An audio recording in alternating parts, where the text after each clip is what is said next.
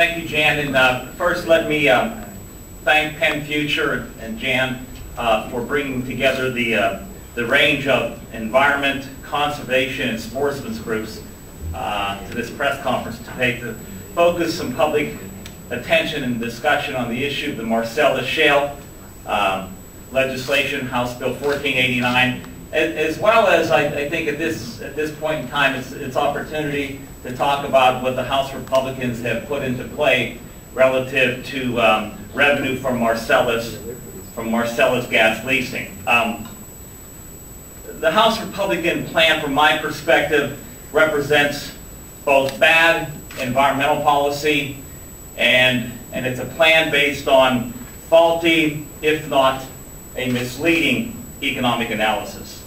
Let me just for a second focus, if I will, on the economics of the issue.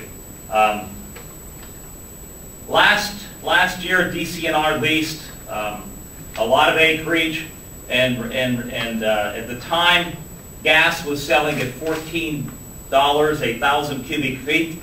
That price, as Jan mentioned, is now down to $3.50 per thousand cubic feet. Back then, the leases were going for about $1,500 per acre. Now the going rate is more down in the $200 to $500 range. So it's faulty economic analysis that underlines and underpins their estimate that they're going to receive $200 million, that the state could receive up to $200 million for leasing additional state forest property.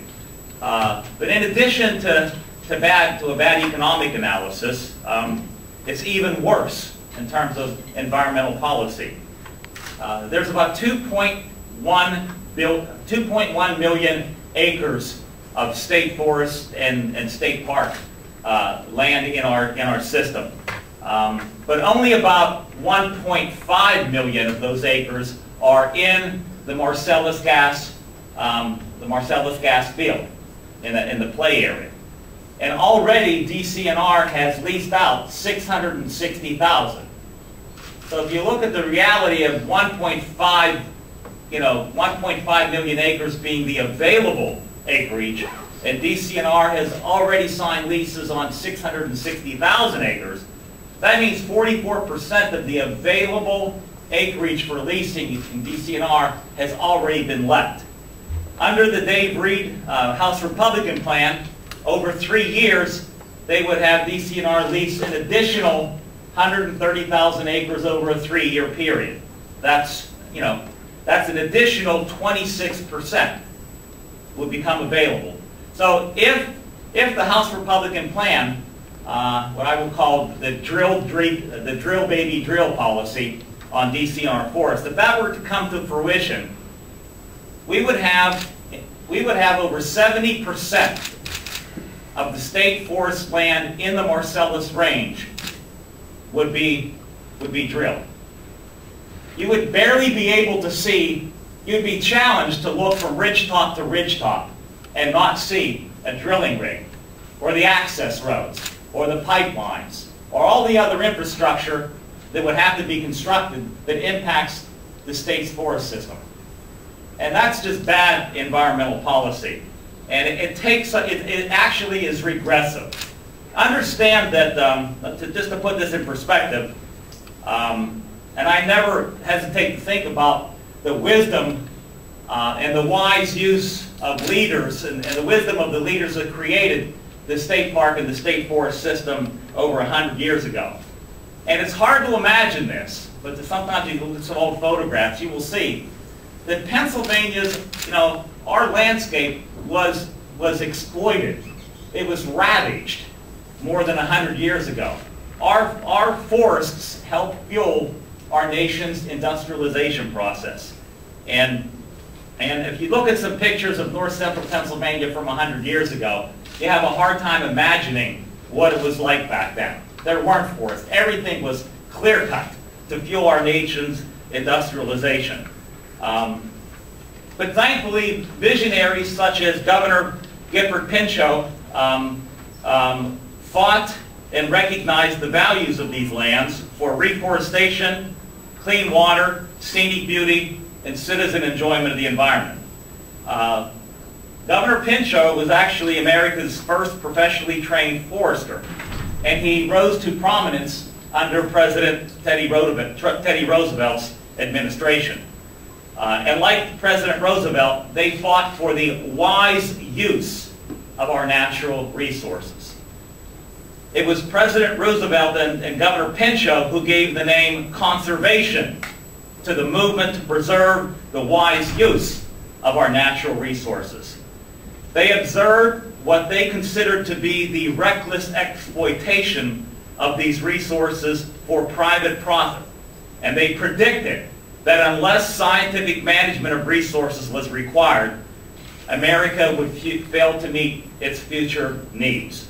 Again, they observed what they considered to be the reckless exploitation of these public resources for private profit. I don't think Pennsylvania should go back to utilizing our most valuable natural resources treasures and allow them to be used recklessly for private gain. And that's what the House Republican plan is all about. And it demeans a party that prides itself on being conservatives, fiscal conservatives, yet they are embracing a policy of exploitation for private gain. It seems to me there's some inconsistency in these legislators that claim to be conservatives. I would urge that the House Republicans learn more of their Republican Governor Pinchot and his rich legacy of conservation that he's brought to Pennsylvania. Let's, as Democrats and Republicans, let us all recognize that our state park and our state forest system is the greatest treasure. I've traveled a lot, almost every state in this country. I haven't seen one state that has the public park and the public forest system that we have in Pennsylvania, that fuels so much of our tourism, of our recreation, of our hardwoods, our forest and forest products industry. Our forests are used for a variety of purposes, including conservation. We should not permit the private exploitation of our greatest natural resources for private gain. We need to turn back. We need to make sure that the House Republican plan is rejected strongly, and instead what we need to put in place is the reasonable legislation that I've been working with Bud George and with my colleagues like Greg Vitale and others in the House Environmental Resources Committee, to put in place a reasonable severance tax on natural gas, recognizing that 80% of the gas consumed by Pennsylvania businesses and used to heat Pennsylvania households, 80% of that gas comes from out of state. And those states already charge a severance tax. So in essence, what we were proposing is a severance tax to be levied at the wellhead, at the beginning of the process, so that the drillers and the pipelines could build it into their cost structure.